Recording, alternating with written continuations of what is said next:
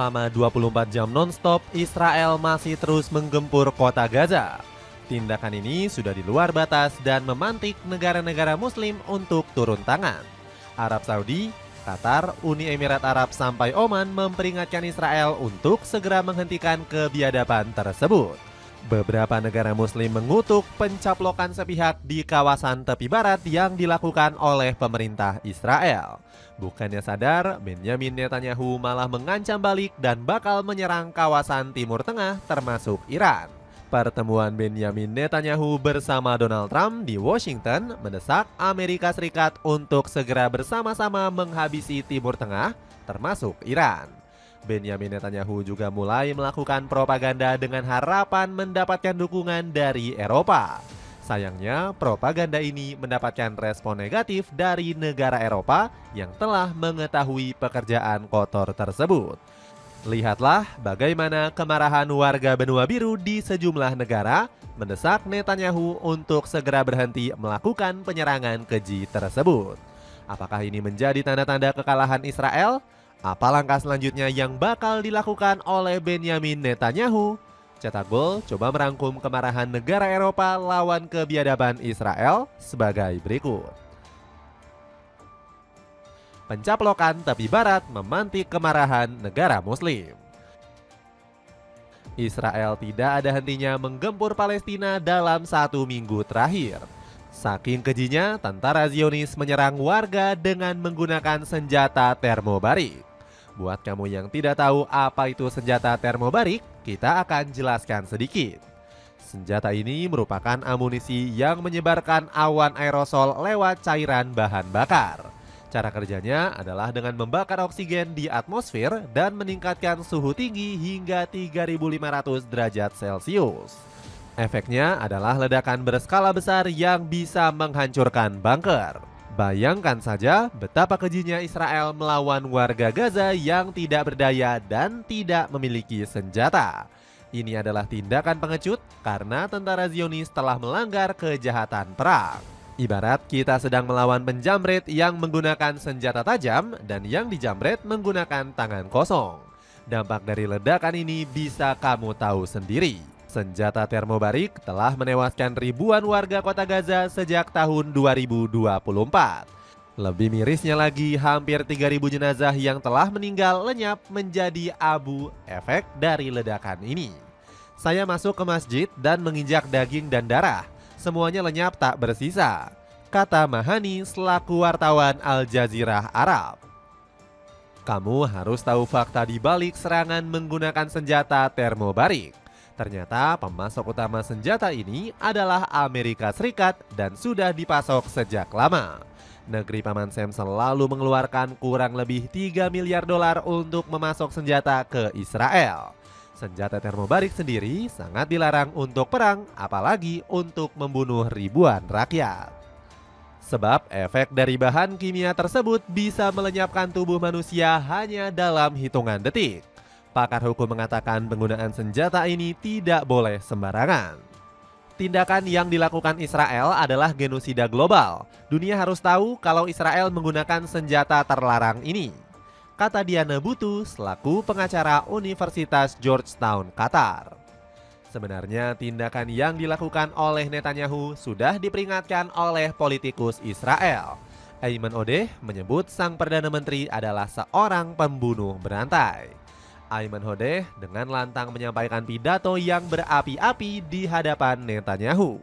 Untuk lebih jelasnya, mari kita simak kemarahan dari Ayman Odeh. בנימין נתניהו, מה הוא החזון שלך? מה החזון שלך תגיד לי? מזה 30 שנה אתה רוצח סדרתי של השלום. לא, עצור. Bukannya sadar, Netanyahu justru mengusir Ayman Odeh dan memaksanya untuk berhenti berpidato. Telinga sang Perdana Menteri nampaknya sudah ditutupi oleh bisikan iblis. Netanyahu merasa tindakannya membunuh ribuan bayi adalah sesuatu yang dilegalkan. Dia merasa kalau Israel berhak untuk mendapatkan kawasan yang sedang dipertahankan Palestina. Belum cukup masalah pemusnahan massal, Israel kembali ingin menunjukkan dominasinya ke dunia. Pemerintah Zionis baru saja mengesahkan undang-undang pencaplokan kawasan tepi barat. Parlemen Israel secara sepihak mengganti nama tepi barat menjadi Yudea dan Samaria. Artinya, kini kawasan tersebut sudah berada di bawah kendali Tel Aviv dan Netanyahu. Aneksasi tepi barat tentu menambah wilayah teritorial Israel sekitar 6.020 km persegi. Artinya, negeri Zionis secara total menguasai kurang lebih 26.425 km persegi di kawasan tepi barat. Pemerintah Israel masih terus menargetkan untuk menganeksasi semua kawasan. Dia menargetkan di tahun 2026 ini seluruh wilayah tepi barat dan Gaza jatuh ke pangkuan Israel. Sampai kapanpun Netanyahu nggak akan pernah mengakui negara Palestina. Palestina tidak berhak mengelola Gaza ataupun kawasan lainnya. Kami tidak mengakui adanya negara itu, kata Netanyahu. Dia bahkan ngotot bakal menyerang kembali kota Gaza dalam waktu dekat ini. Namun rencana ini sudah dicium oleh sejumlah negara muslim yang mengecam tindakan Netanyahu. Arab Saudi, Yaman, Yordania, Uni Emirat Arab hingga Oman disebut bakal mengambil tindakan. Sejumlah negara muslim gak segan-segan akan mengirimkan pasukan mengamankan kawasan tepi barat. Melihat ancaman ini, Netanyahu sedikit terdesak. Gak heran Netanyahu saat ini membutuhkan dukungan untuk melegalkan tindakannya tersebut. Dia membujuk Eropa agar mau membantu penuh pencaplokan seluruh wilayah Palestina. Gagalnya propaganda Israel terhadap dunia barat. Sayangnya, siasat licik Benyamin Netanyahu sudah diendus oleh beberapa negara Eropa. Salah satunya Jerman yang ogah terpengaruh propaganda politik negeri Zionis. Pemerintah Jerman meminta Israel untuk menghentikan ambisinya yang ingin merebut negara Palestina. Padahal sebelumnya negeri Panzer sempat memberikan dukungan. Ini adalah pekerjaan kotor yang dilakukan Israel untuk kita semua. Eropa adalah korban dari rezim gila ini, kata Kanselir Jerman yakni Friedrich Merz. Emmanuel Macron juga murka melihat tindakan semena-mena rezim Netanyahu. Presiden Prancis ini menyebut negeri Zionis berpotensi menimbulkan banyak huru-hara jika terus dibiarkan. Macron bilang Israel bukan fokus perang karena sering menyerang warga sipil. Keresahan terbesar Israel adalah menggunakan serangan militer untuk mengubah rezim karena akan terjadi kekacauan. Dan tanggung jawab kami adalah mengembalikan masalah nuklir dan balistik ini, tegas Macron. Kecaman dari banyak petinggi Eropa nampaknya bukan sekedar omong kosong belaka. Sejumlah negara benua biru mulai bergerak dengan melakukan demo besar-besaran.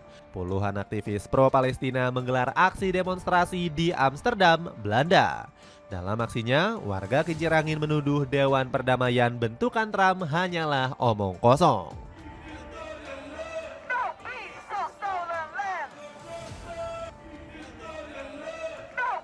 Faktanya, di saat gencatan senjata, Israel masih terus menyerang Gaza hingga menewaskan puluhan orang. Demonstrasi besar lainnya juga datang dari Australia. Meski negara ini tidak masuk ke dalam kawasan Eropa, tetapi Australia tetap masuk dalam koloni Eropa. Dilihat dari sejarahnya, dulu Australia merupakan perantauan dari Inggris. Dalam demo kali ini, negeri kanguru malah semakin brutal. Mereka bahkan bentrok dengan pihak kepolisian, menuntut pemerintah untuk memulangkan Presiden Israel Isaac Herzog.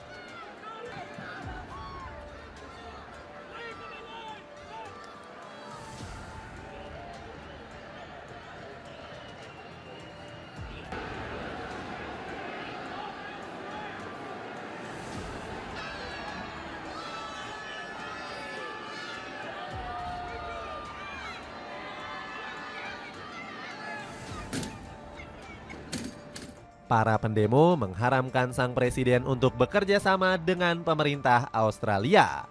Jangankan kerjasama, menginjakan kaki di negeri kanguru saja mereka tak sudi. Penolakan Israel juga terjadi besar-besaran di kota Milan. Para pendemo menuntut agar Olimpiade musim dingin tidak dihadiri oleh kontingen maupun atlet Israel. Nggak cuma itu, mereka juga menuntut pembubaran agen ICE buatan Donald Trump. Menurut para pendemo, agen ICE merupakan organisasi pembunuhan massal sama seperti Israel. Dapatkan sandal pria dari brand FLD. Bisa kamu dapetin potongan harganya dengan mengklik link di bawah ini. Fakta di balik pengiriman pasukan Indonesia. Indonesia sendiri tidak tinggal diam menghentikan kekejian Israel. Pemerintah Republik Indonesia disebut bakal menyiapkan 8.000 bahkan 20.000 pasukan perdamaian ke kota Gaza. Sayangnya rencana pengiriman pasukan mendapatkan sentimen negatif dari masyarakat. Banyak rumor yang beredar kalau ini merupakan agenda kerjasama dengan tentara Israel. Bahkan rencana ini sampai diunggah oleh akun X Mossad Israel. Dugaan ini bisa jadi benar dan bisa juga salah. Kalau kita melihat berita terbaru, pengiriman pasukan Indonesia ke Gaza merupakan arahan dari Board of Peace, bukan dari PBB. Board of Peace sendiri merupakan Dewan Perdamaian Gaza bentukan Presiden Trump. Banyak rumor juga yang beredar jika tujuan pengiriman pasukan untuk melucuti Hamas. Namun ini baru rumor dan tingkat kevalitan beritanya masih belum tentu pasti. Kementerian Luar Negeri menegaskan posisi Indonesia sebagai bagian dari ISF. ISF sendiri adalah singkatan dari International Stabilization Force yang dibentuk pada 17 November 2025.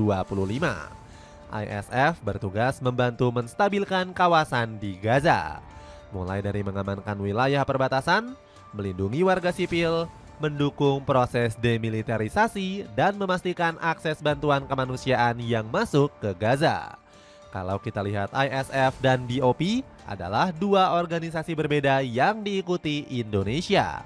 ISF sendiri merupakan Dewan Perdamaian Gaza bentukan PBB, sementara BOP Dewan Perdamaian buatan Trump.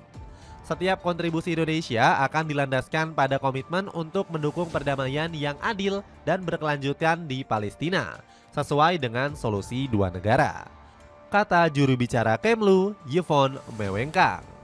Keputusan Indonesia mengikuti dua organisasi berbeda adalah penekanan peran non-ofensif dan kemanusiaan pasukannya. Artinya TNI tidak akan terlibat dalam pelucutan senjata atau operasi militer ofensif, melainkan fokusnya adalah memberikan perlindungan warga sipil, bantuan kemanusiaan, dan rekonstruksi infrastruktur di Gaza. Pengiriman pasukan ini juga mendapatkan dukungan dari banyak media. The Jerusalem Post mengapresiasi keberanian Indonesia karena menjadi negara pertama yang mengirimkan pasukan. Indonesia akan menjadi negara pertama yang berkontribusi dalam pasukan stabilisasi internasional, tulis Jerusalem Post. Media-media Timur Tengah seperti The New Arab juga ikut memberitakan komitmen Indonesia. Sementara media Eropa seperti BBC dan The Guardian juga ikut mengapresiasi. Apakah langkah Indonesia bakal bisa mengurangi penderitaan Palestina? Kita berharap negeri Nusantara bisa melobi agar Israel bisa menghentikan kekejian tersebut. Sepatu sneakers dari Lido kini turun harga. Kamu bisa dapatkan potongannya dengan mengklik link di bawah ini. Itulah ulasan kemarahan negara Eropa lawan kebiadaban Israel. Bagaimana pendapatmu? Akankah negeri Zionis semakin terpojok hingga mengibarkan bendera putih tanda menyerah? Coba tulis pendapatmu di kolom komentar di bawah ini.